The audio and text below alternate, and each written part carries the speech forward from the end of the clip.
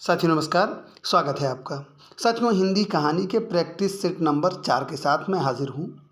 इस सेट में भी हिंदी कहानी से बहुत ही चुनिंदा महत्वपूर्ण 25 अभ्यास प्रश्न संकलित हैं। ये सभी प्रश्न विगत प्रतियोगी परीक्षाओं में पूछे जा चुके हैं, आपकी आगामी परीक्षा की दृष्टि से बहुत ही महत्वपूर्ण है।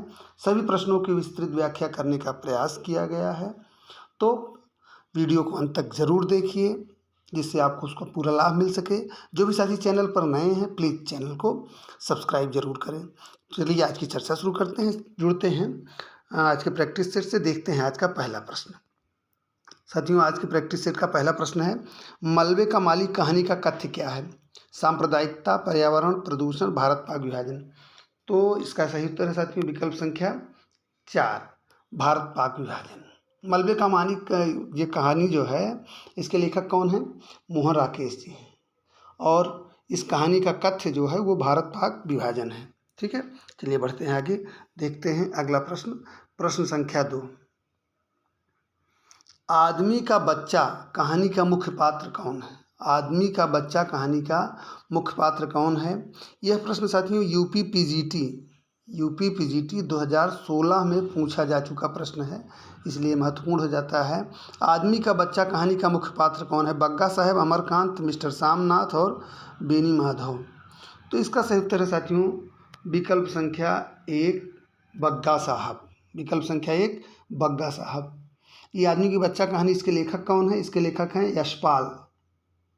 और इसमें देखिए एक पात्र आया है मिस्टर सामनाथ। मिस्टर सामनाथ जो है ये भीष्म साहनी की कहानी जो चीफ की दावत है उसके मुख्य पात्र हैं। ठीक है, चलिए बढ़ते हैं आगे। आदमी का बच्चा किसकी कहानी है? ये यशपाल की कहानी है और इसके पात्र हैं बग्गा साहब। ठीक है, चलिए बढ़ते हैं आगे, देखते हैं अगला प्रश्न। प्रश्न संख्या 3, क्या स्त्री होना कोई पाप है? यह संवाद किस कहानी से संबद्ध है? क्या स्त्री होना कोई पाप है? यह संवाद किस कहानी से संबद्ध है? दुलाई वाली, आकाशदीप, लालपान की बेगम और परिंदे। तो इसमें सही विकल्प क्या है? इसमें सही विकल्प है विकल्प संख्या 2, आकाशदीप। ये कथन जो है आकाशदीप कहानी से है, क्या स्त्री होना कोई पाप है।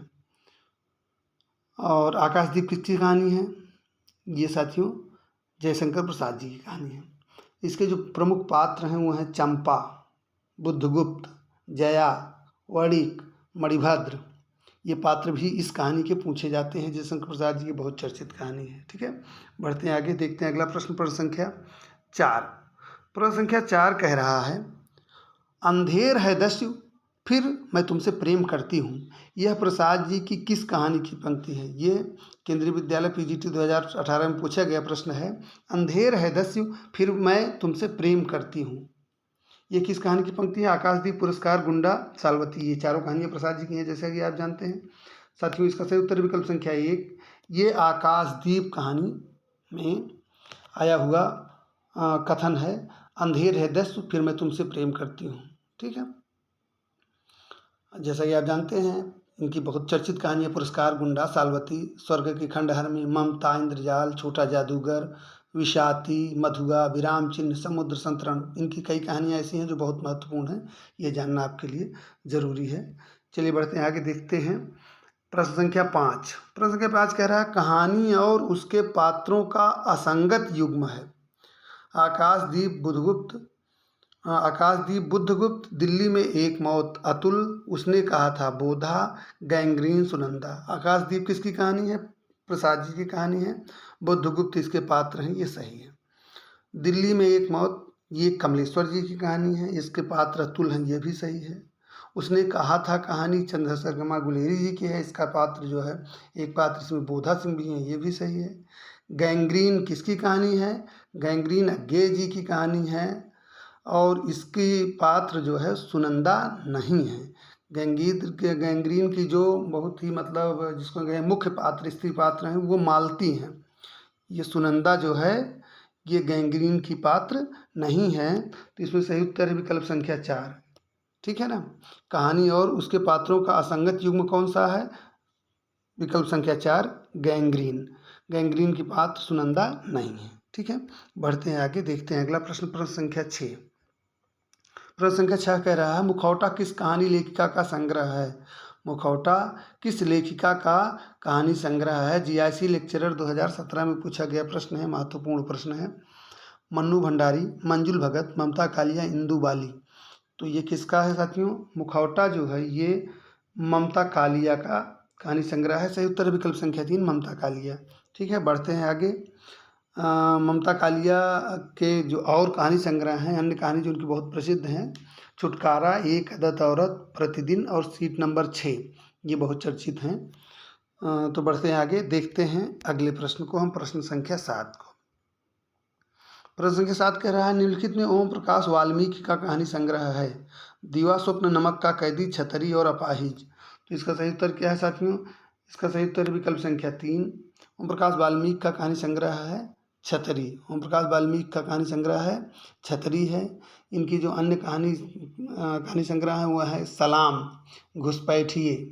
ठीक है, अब इसमें जो दीवा स्वप्न एक कहानी संग्रह, इसके लेखक कौन है? दीवा स्वप्न के बटरोही हैं। नमक का कैदी के लेखक नरेंद्र कोहली हैं और अपाहिज के लेखक जो हैं वो गोविंद मिश्र हैं। ठीक है, बढ़ते हैं आगे, देखते हैं अगला प्रश्न, प्रश्न संख्या 8।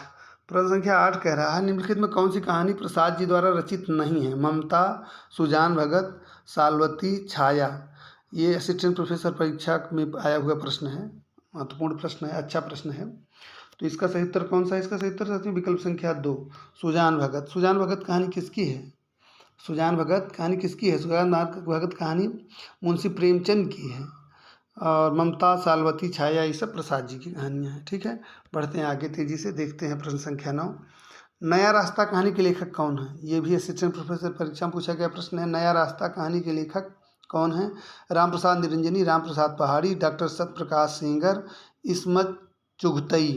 तो इसका सही उत्तर है साथियों विकल्प संख्या 3। ये नया रास्ता कहानी के लेखक डॉक्टर सत्यप्रकाश सेंगर हैं। ठीक है, चलिए बढ़ते हैं आगे, देखते हैं अगला प्रश्न, प्रश्न संख्या 10। प्रश्न संख्या 10 देखिए कह रहा है, इसमें कथन है, थोड़ा सा लंबा क्वेश्चन है, इसको ध्यान से देखिएगा। कहानी के संदर्भ में असंगत कथन है। कभी कभी किसी घटना का एक सूत्र भी कहानी का आधार बन जाता है। कहानी विश्वसनीय होनी चाहिए। कहानी में कल्पना का असीमित प्रयोग किया जा सकता है। कहानी के कथानक में आदि, मध्य और अंत होते हैं। तो इसमें कौन सा ऐसा कथन है जो असंगत है? तो असंगत कथन है इसमें साथियों विकल्प 3। कहानी में कल्पना का असीमित प्रयोग किया जा सकता है, यह कथन गलत है। कहानी में कल्पना का असीमित प्रयोग किया जा सकता है, यह असंगत कथन है। कहानी के विषय में जो मुख्य बातें हैं जान लीजिए। पहली बात यह है कि कहानी विश्वसनीय होनी चाहिए। दूसरी बात यह है कि कहानी में कल्पना की अधिकता नहीं होनी चाहिए। तीसरी बात यह है कि कभी कभी किसी घटना का एक सूत्र भी कहानी का आधार बन जाता है। और चौथी महत्वपूर्ण बात, कहानी के कथानक में आदि, मध्य और अंत होते हैं। ठीक है, चलिए बढ़ते हैं आगे, देखते हैं अगला प्रश्न, प्रश्न संख्या 11। गदल कहानी के लेखक कौन है? गदल कहानी के लेखक हैं निर्मल वर्मा, रांगी राघव, मन्नू भंडारी, उषा प्रियंवदा। गदल बहुत बार परीक्षा में पूछी जा चुकी है। तो गदल के लेखक कौन हैं? सही उत्तर विकल्प संख्या 2 रांगी राघव। गदल, मृगतृष्णा, कुत्ते की दुम और शैतान, धूल की आंधी, पिसनहारी, ये रांगी राघव की बहुत चर्चित कहानियाँ हैं। चलिए बढ़ते हैं आगे, देखते हैं प्रश्न संख्या 12। जंक्शन कहानी के लेखक कौन है? जीआईसी लेक्चरर 2017 में पूछा जा चुका प्रश्न है। जंक्शन कहानी के लेखक कौन है? मुक्तिबोध, हग्गे, दूधनाथ सिंह, यशपाल। तो इसमें सही उत्तर क्या है साथियों? इसमें सही उत्तर विकल्प संख्या 1 मुक्तिबोध। ठीक है, बढ़ते हैं आगे। मुक्तिबोध की जो कहानी संग्रह बहुत चर्चित है, काठ का सपना, सतह से उठता आदमी, इसको जान लीजिए, परीक्षा के दृष्टि से महत्वपूर्ण है। जंक्शन कहानी के लेखक मुक्तिबोध है। बढ़ते हैं आगे, देखते हैं अगला प्रश्न, प्रश्न संख्या 13। प्रश्न संख्या 13 कह रहा है, त्रिशंकु कहानी संग्रह के रचनाकार हैं। ये जीडीसी 2017 में पूछा गया प्रश्न। त्रिशंकु कहानी संग्रह के रचनाकार हैं मन्नू भंडारी, गीतांजलि श्री, अज्ञेय, मृणाल पांडे। तो इसका सही उत्तर क्या है साथियों? इसका सही उत्तर है विकल्प संख्या 1 मन्नू भंडारी। त्रिशंकु कहानी संग्रह के रचनाकार मन्नू भंडारी हैं। इनके जो अन्य कहानी संग्रह हैं, मैं हार गई, यही सच है, एक प्लेट सैलाब, तीन निगाहों की एक तस्वीर, ये इनके चर्चित कहानी संग्रह हैं। चलिए बढ़ते हैं आगे, देखते हैं अगला प्रश्न। प्रश्न संख्या 14। प्रश्न संख्या 14 कह रहा है, जिंदगी और गुलाब के फूल किसका कहानी संग्रह है? जिंदगी और गुलाब के फूल किसका कहानी संग्रह है? उषा प्रियमदा, मृणाल पांडे, चित्रा मुग्गल, मृदुला गर्ग। तो इसका सही उत्तर है साथियों विकल्प संख्या 1, उषा प्रियमदा। जिंदगी और गुलाब के फूल उषा प्रियमदा का कहानी संग्रह है। इनके अन्य कहानी संग्रह हैं फिर वसंत आया, एक कोई दूसरा, कितना बड़ा झूठ। ठीक है, बढ़ते हैं आगे, देखते हैं अगला प्रश्न। प्रश्न संख्या 15। प्रश्न संख्या 15 कह रहा है, रेणु की कहानियों की प्रमुख विशेषता है। ये छत्तीसगढ़ असिस्टेंट प्रोफेसर परीक्षा में पूछा गया प्रश्न है। रेणु की कहानियों की प्रमुख विशेषता है अस्तित्ववादी चिंतन, भावात्मक त्रिकोण, विस्थापन का दर्द, ग्रामीण जीवन की सरसता। तो इसमें सही उत्तर है साथियों विकल्प संख्या 4। रेणु की कहानियों की प्रमुख विशेषता है ग्रामीण जीवन की सरसता। देखते हैं अगला प्रश्न, बढ़ते हैं आगे। प्रश्न संख्या 16। प्रश्न संख्या 16 में कह रहा है कि प्रेमचंद की किस कहानी में हृदय परिवर्तन का चित्रण है? सदगत, ईदगाह, पंच परमेश्वर, ठाकुर का कुआं। सही उत्तर क्या है? सही उत्तर है साथियों विकल्प संख्या 3, पंच परमेश्वर। पंच परमेश्वर कहानी में हृदय परिवर्तन का चित्रण किया गया है। इस कहानी के जानते हैं आप, बहुत चर्चित कहानी है पंच परमेश्वर। इसके प्रमुख पात्र कौन है? अलगू चौधरी, जुम्मन शेख, बूढ़ी खाला, रामधन मिश्र, ये इनके महत्वपूर्ण पात्र हैं। ठीक है, बढ़ते हैं आगे, देखते हैं अगला प्रश्न। प्रश्न संख्या 17। प्रश्न संख्या 17 कह रहा है, निम्न कहानीकारों में किसकी कुछ कहानियाँ इंस्टॉलमेंट में संग्रहित हैं? इंस्टॉलमेंट संग्रह में संग्रहित हैं। निराला, भगवती चरण वर्मा, भगवती प्रसाद वाजपेयी और पंत। तो इसका सही उत्तर क्या है साथियों? इसका सही उत्तर है विकल्प संख्या 2, भगवती चरण वर्मा। भगवती चरण वर्मा की कुछ कहानियाँ इंस्टॉलमेंट संग्रह में संकलित हैं, संग्रहित हैं। ठीक है, बढ़ते हैं आगे, देखते हैं प्रश्न संख्या 18। प्रश्न संख्या 18 कह रहा है साथियों, कौन सा कहानी संग्रह अज्ञेय का नहीं है? परंपरा, दिवाली 786, शरणार्थी और अमर वल्लरी। तो इसमें सही उत्तर है साथियों कौन सा? इसमें सही उत्तर है विकल्प संख्या 2, दिवाली 786 जो कहानी संग्रह है, इसके लेखक अशोक भटनागर हैं। बाकी तीनों अज्ञेय जी की कहानी संग्रह है। ठीक है, बढ़ते हैं आगे, देखते हैं अगला प्रश्न। प्रश्न 19, बहुत ही महत्वपूर्ण प्रश्न। धूप का एक टुकड़ा कहानी के लेखक कौन है? ये DSSB PGT 2018 में पूछा गया प्रश्न है। धूप का एक टुकड़ा कहानी के लेखक कौन है? भीष्म साहनी, राजेंद्र यादव, कृष्णा सोबती, निर्मल वर्मा। तो इसका सही उत्तर क्या है? इसका सही उत्तर है साथियों विकल्प संख्या 4, निर्मल वर्मा। धूप का एक टुकड़ा कहानी के लेखक निर्मल वर्मा हैं। इनकी जो अन्य महत्वपूर्ण चर्चित कहानियाँ हैं, दहलीज, लवर्स, पिक्चर पोस्टकार्ड, ये सब इनकी बहुत महत्वपूर्ण कहानियाँ हैं। ठीक है, बढ़ते हैं आगे, देखते हैं अगला प्रश्न। प्रश्न संख्या 20। प्रश्न संख्या 20 कह रहा है, प्रेमचंद की किस कहानी को उत्तर आधुनिक विमर्शों में से एक वृद्धावस्था विमर्श में रखा जा सकता है? प्रेमचंद की किस कहानी को उत्तर आधुनिक विमर्शों में से एक वृद्धावस्था विमर्श में रखा जा सकता है? बूढ़ी काकी, अलगोजा, सदगत और मुफ्त का यश। तो ये बहुत सरल प्रश्न है। इसका सही उत्तर है विकल्प संख्या 1, बूढ़ी काकी। ठीक है, बढ़ते हैं आगे, देखते हैं अगला प्रश्न। प्रश्न संख्या 21। प्रश्न संख्या 21 कह रहा है, निम्नलिखित में कौन सा सुमेलित नहीं है?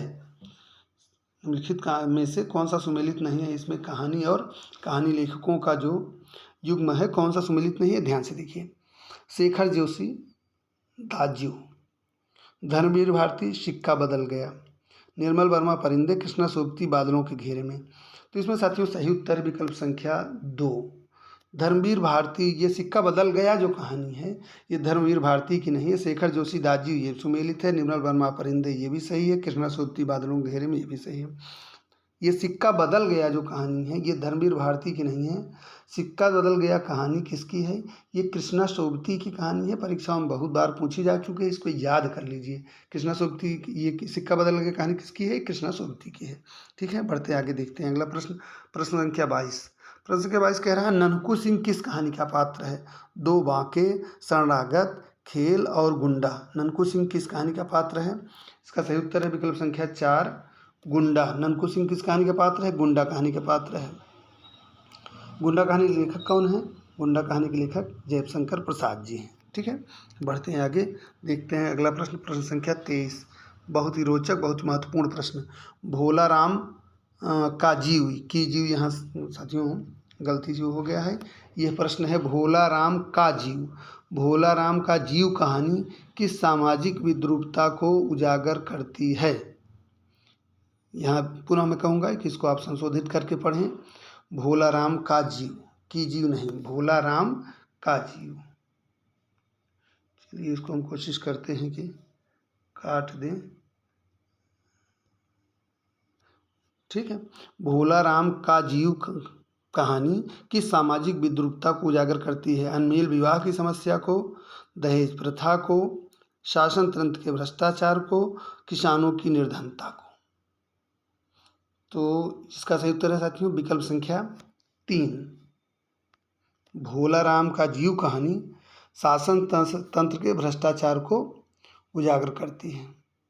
सेवानिवृत्त होने के बाद अधिकांश शासकीय कर्मचारी पेंशन पास कराने के लिए सरकारी दफ्तर के चक्कर काटने पर किस तरह से मजबूर हैं, इस पर इस कहानी में व्यंग किया गया है। इस कहानी के लेखक कौन हैं? हरिशंकर परसाई जी हैं।